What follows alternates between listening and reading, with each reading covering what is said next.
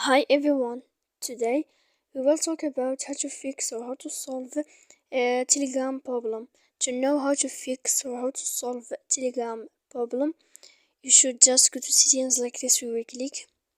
After that, in this page, you will go to apps, default apps, app settings.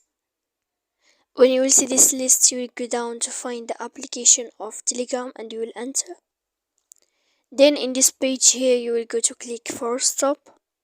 When you will end this, you will enter to storage. After that, in this page, you will click clear cache. Then you will go to click manage storage. And after all that, you can turn off your Wi-Fi so that you can know how to fix or how to solve Telegram problems. So please don't forget to support us by like and subscribe. See you next time in another video and thank you for watching.